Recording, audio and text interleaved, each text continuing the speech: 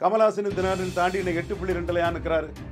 களத்துல நிற்கிறாரு, மக்களை நம்பி நிற்கிறாரு, மக்களுக்காக நிற்கிறாரு, மக்களில் ஒருவனா நிற்கிறாரு. பெரியார் விமர்சனம் செய்யல. அது தமிழக அரசியல் பெரியாருடைய பங்களிப்பு இன்றும் வந்து இருக்கு. திரு ராஜீவ் காந்தி இன்னைக்கு சொல்றாரு, ரஜினியுடைய சந்திப்புக்கு பிறகுதான் சீமான் வந்து RSS உடைய சித்தாந்தத்தை வெளிப்படையாகவே பேசுறாருன்னு சொல்லி. அந்த சந்திப்புல நீங்களும் இருந்தீங்க. என்னதான் சார் நடந்துச்சு? விடுங்க. இல்ல இப்போ வெளிப்படை இல்லாம குற்றச்சாட்டு வந்து திரு ரவீந்திரன் துரைசாமி போனதுனாலதான் அங்க சில இந்த மாதிரி இவர் வெளிப்படையா பேசுறாருங்கும் போது முடிச்சு போட்டு பார்த்தோம் அப்படின்னா அது வெளிப்படையாகவே இது சொல்லிதானே ஆகணும்.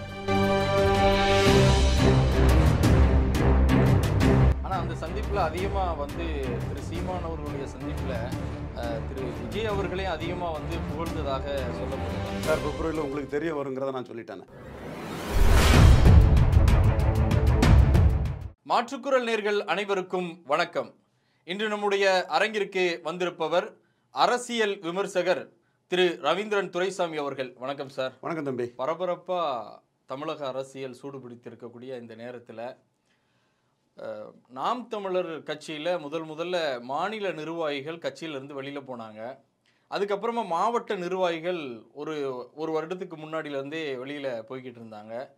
சில நண்பர்களை திரு சீமான் அவர்கள் இழந்துட்டு வர்றாரு. இன்னைக்கு வந்து ஒரு பெரும் படையையே, அதாவது தன்னுடைய தொண்டர்களையே இழந்து இன்னைக்கு திமுக பக்கம் அந்த தொண்டர்கள்லாம் போயிருக்காங்க. உங்களுடைய பார்வையில் இதை என்ன நினைக்கிறீங்க? இது தம்பி ராஜீவ்காந்தி, மனுஷபுத்திரன் இவங்கள்ட்ட நான் விவாதித்த அந்த வீடியோவை நீங்கள் எடுத்து பார்க்கலாம். நகர்ப்புற உள்ளாட்சி தேர்தல் முடிஞ்சதும் சீமான் வந்து 1% வாக்குன்னு தான் பழனிக்குமார் தமிழக தேர்தல் ஆணையர், இப்போ நிர்மலா ஜோதி ராணி அந்த அம்மையார் இருக்காங்க, ஜோதி நிர்மலா பெரியசாமி அந்த அம்மையார் இருக்கிறாங்க. அந்த இடத்துல பழனிக்குமார்னு ஒருத்தர் இருந்தார். ரெண்டுமே திமுக அரசு முதல்வர் ஸ்டாலினோட நாமினேஷன். பழனிக்குமார் வந்து நகர்ப்புற உள்ளாட்சி தேர்தல் ரிசல்ட்டை வெளியிட்டாப்புல. அதில் சீமானுக்கு பலம் 1%. நானே அந்த தேர்தல் காலகட்டத்தில் சொன்னேன், அண்ணாமலை தான் 3வது வருவார், பாஜக தான் 3வது வரும்னு சொன்னேன். நான் சொன்ன அதேபடி 1% தான் சீமான் வந்தார். அந்த 1%ங்கிறது என்டிஏக்கோட ஸ்ட்ரக்சரல் ஸ்ட்ரென்த்து. இவங்கெல்லாம் கொடுத்த ஸ்ட்ரென்த்து. இந்த ஸ்ட்ரென்த்து ஈரோடு கிழக்குலேயும் 1% தான் இருந்தது. ஆனால் அப்போவே நான் மனுஷபுத்திரன்ட்டையும் ராஜீவ்காந்திட்டையும் சொன்னேன், சீமானை இப்படி பார்க்க முடியாதுங்க. ஆம் ஆத்மி உள்ளாட்சி தேர்தலில் 3% தான் பஞ்சாபில் எடுத்திருக்காங்க, ஆட்சியை பிடிப்பாங்க, அதுக்கே வாய்ப்பு இருக்குன்னு சொன்னேன். நான் சொன்ன மாதிரி அவங்க 40% மேலே எடுத்து ஆட்சியை பிடிச்சாங்க. அதே மாதிரி சீமானுக்கு வளர்ச்சிங்கிறது சீமானுக்கு லீடர்ஷிப். சீமான் ஒரு பெரிய தலைவர்னு மக்கள் நினைக்கிறது. அது திமுகங்கிறது கட்டிய வீடு. அந்த கட்டிய வீடு அண்ணா கட்டிய வீடு. கலைஞர் அதை கட்டி காத்தாரு, ஸ்ட்ரெங்தன் பண்ணார். ஸ்டாலின் அதை எடுத்து அதை விட ஸ்ட்ரெங்தன் பண்ணி மேலே கொண்டு வச்சுருக்காருன்னா ஒரு அமைப்பு ஸ்ட்ரக்சரை அப்படியே பிடிச்சி அவங்க மேலே வராங்க. ஆம் ஆத்மி அவராக உருவாக்குனது. அரவிந்த் கெஜ்ரிவால் வந்து அண்ணா ஹசாரேயோட பாப்புலாரிட்டி மையம் வச்சு உருவாக்கியிருக்கலாம். அதில் அமைப்புங்கிறதோட அரவிந்த் கெஜ்ரிவால் லீடர்ஷிப் தான் அங்கே மெயின். அதே மாதிரி இங்கே அமைப்புங்கிறதோட சீமானுக்கு லீடர்ஷிப்பும் பிரச்சார பலமும் தான் மெயின். அந்த வகையில் 1% ஈரோடு கிழக்கில் எடுத்த நாம் தமிழர், அதாவது கட்சி உள்ளாட்சி தேர்தலில், தென் இடைத்தேர்தல் வருது, அங்கே 30% ஸ்ட்ரக்சர் ஸ்ட்ரென்த்தில் அதிமுகவும் பாஜகவும் இருக்கிறாங்க. ஆனால் அதிமுகவும் பாஜகவும் திண்டுக்கல் மாதிரி டெல்லி அதிரம்னு செங்கோட்டை அண்ணன் சொல்லி என்னெல்லாமோ பண்ணி எடுத்தும் 5% வாக்கு இழந்தாங்க. ஆனால் 1% வாக்கு பலம் அங்கே இருந்த சீமான் 6.3% வாக்கு எடுத்தார். அப்போ சீமானுக்கு பலம்ங்கிறது மக்கள் சீமானுக்காக ஓட்டு போடுறது, ஒரு மாசா வர்றது. இப்படி கட்டிய வீட்டை எம்ஜிஆர் கட்டிய வீட்டை ஜெயலலிதா பிடிச்சி அதை பாதியாட்டை ஆக்கி வச்சு எடப்பாடி வச்சுருக்க மாதிரியோ, அண்ணா கட்டிய வீட்டை கலைஞர் பிடிச்சி அதை கலைஞரோட பெட்ரா ஸ்டாலின் வச்சுருக்கிற மாதிரியும் இல்லை. சீமானே தான் இன்ஸ்டியூஷன், சீமானே தான் அங்கே எல்லாம்.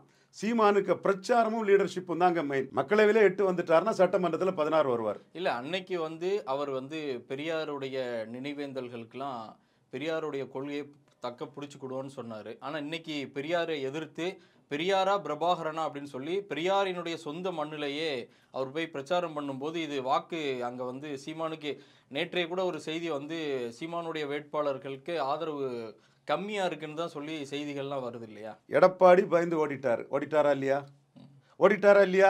என்ன சொல்றிய? ஓடிட்டாரா இல்லையா? கரெக்ட். ஓடிட்டாரா இல்லையா? கரெக்ட். என்டிஏ நிற்க முடியல, விக்ரவாண்டியில் நின்று என்டிஏ நிற்க முடியல. இப்படி தானே சீமான் எழும்பினாரு. 1% இருந்த சீமான் கமலஹாசன் ஓடிட்டாரு, தினகரன் ஓடிட்டார். எங்கெல்லாம் ஓடினாங்க? வெள்ளூரில் ஓடிட்டாங்க, ஆம்பூரில் ஓடிட்டாங்க, வாணியம்பாடியில் ஓடிட்டாங்க, விக்ரவாண்டியில் ஓடிட்டாங்க, நாங்குநேரில் ஓடிட்டாங்க. 5 இடத்துலையும் ஓடிட்டாங்களா இல்லையா? சீமான் விக்ரவாண்டியில் என்ன எடுத்தார்? 1.5% எடுத்தார். நாங்குநேரில் என்ன எடுத்தார்? 2% எடுத்தார். ஹரிநாடார் இவர் ஐயா மா நடராசன், அவரால் குண்டாஸ் ஆக்டுக்கு உள்ளே போனவர் 2.5% ஓட்டு எடுத்தார்.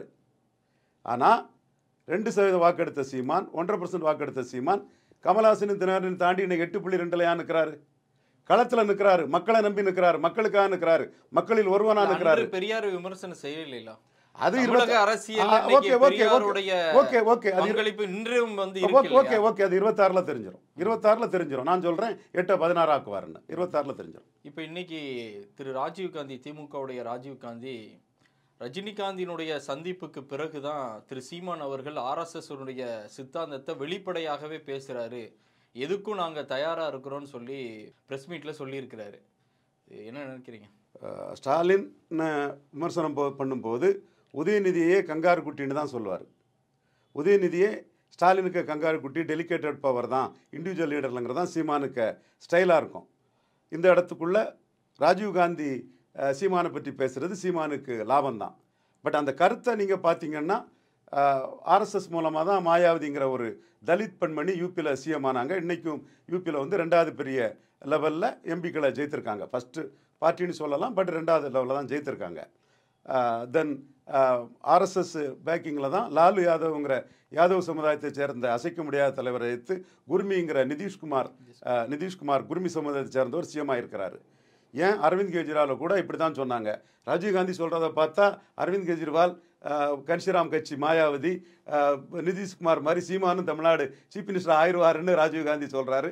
அதுக்கு என் சகோதரனை சிஎம் ஆயிடுவாருன்னு சொல்லக்கூடிய ராஜீவ்காந்திக்கு சீமான் சார்பாக நானே நன்றி தெரிவிச்சுக்கிறேன். இல்லை, அது வேற யாராவது திமுக சார்பாக சொல்லியிருந்தா சரிங்கலாம். பட் இது ராஜீவ்காந்தி ஆல்ரெடி நாம் தமிழர் கட்சியிலிருந்து விலகி இன்னைக்கு சீமானுக்கு ஒரு எதிர்ப்பாக பேசும்போது அதை நம்ம இந்த மாதிரி பார்க்க முடியாதுல்ல. ஜனநாயக நாடு, ஒவ்வொருத்தருக்கும் உரிமை உண்டு. இவர் நயனா நாயந்திரன் கூட அதிமுக பாஜக கூட்டணி முயற்சி பண்ணுறாரு. நான் அதிமுக பாஜக கூட்டணி வரக்கூடாதுன்னு இருக்கிறேன். ஸோ அதுக்காக அவங்க என் சகோதரர் இல்லைன்னு ஆயிராது நயனா நாயந்திரன். அதுக்காக ராஜீவ்காந்தி என் சகோதரர் இல்லைன்னு ஆயிராரு. அவர் கருத்து அவர் சொல்கிறாரு. இந்த கருத்து வந்து எதை பிரதிபலிக்குதுன்னா நிதிஷ்குமார் மாதிரி, மாயாவதி மாதிரி, அரவிந்த் கெஜ்ரிவால் மாதிரி பிடிஎம்னு சொன்னவங்கலாம் சிஎம் ஆயிருக்காங்க. அதே மாதிரி தமிழ்நாட்டின் சீஃப் மினிஸ்டராட்டும் சீமான் ஆயிடுவார்னு ராஜீவ்காந்தி சொல்கிறாருன்னு காயா எடுத்துக்கலாம். திரு ராஜீவ்காந்தி இன்னைக்கு சொல்கிறாரு, ரஜினியோடைய சந்திப்புக்கு பிறகுதான் சீமான் வந்து RSS உடைய சித்தாந்தத்தை வெளிப்படையாகவே பேசுகிறாருன்னு சொல்லி. அந்த சந்திப்பில் நீங்களும் இருந்தீங்க. என்னதான் சார் நடந்துச்சான் சார்? ரஜினி நாங்கள் சந்திப்பு வெளிப்படை இல்லாமல் ரஜினி எத்தனை பேர் சந்திக்காங்க எல்லாம் ராஜீவ்காந்திக்கு தெரியுமா? விடுங்க. இல்ல, இப்போ வெளிப்படை இல்லாம குற்றச்சாட்டு வந்து திரு ரவீந்திரன் துரைசாமி போனதுனால தான் அங்க சில இந்த மாதிரி இவர் வெளிப்படையா பேசுறாருங்கும் போது முடிச்சு போட்டு பார்த்தோம் அப்படின்னா அது வெளிப்படையாகவே இது சொல்லிதானே ஆகணும். அங்க கண்டிப்பாக அண்ணன் ரஜினியை பார்த்ததும் அண்ணன் ரஜினிக்குள்ள பாசிட்டிவ் வைப்ரேஷனில் சீமான் தான் அன்னைக்கு ஹாட் டாப்பிக்கு. கில்லிங் இன் சைலன்ஸ் பண்ண முடியாமல் எல்லாரும் சீமானை பற்றி பேச வேண்டிய நிலவுக்கு எல்லா தொலைக்காட்சியிலும் சீமான் பேசினா நிமிஷ கணக்கில் லைவ் ஓடுது. எல்லா வெப்லையும் சீமானை பற்றி பேசுகிறாங்க. சீமானை பற்றி பேசினா வியூஸ் எவனுக்கு இல்லாத அளவுக்கு பிச்சுக்கிட்டு போகுது.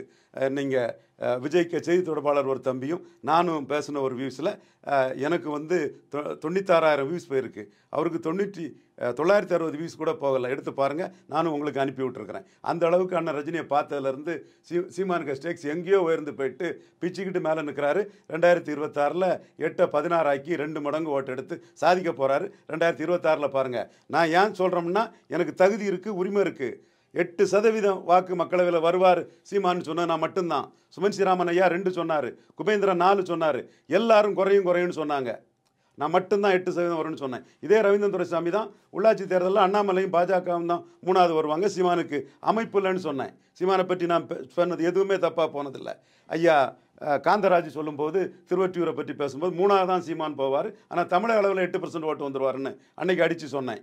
எந்த இடத்துக்குள்ளே நான் சீமானை பற்றி பேசின தப்பாக வந்திருக்கு. இப்பவும் சொல்கிறேன், 2026 அண்ணன் ரஜினியை பார்த்ததுலேருந்து சீமானு கிடைச்ச அந்த அதிர்ஷ்டம் வந்து 16% வாக்கு 2026 எடுத்துருவார்.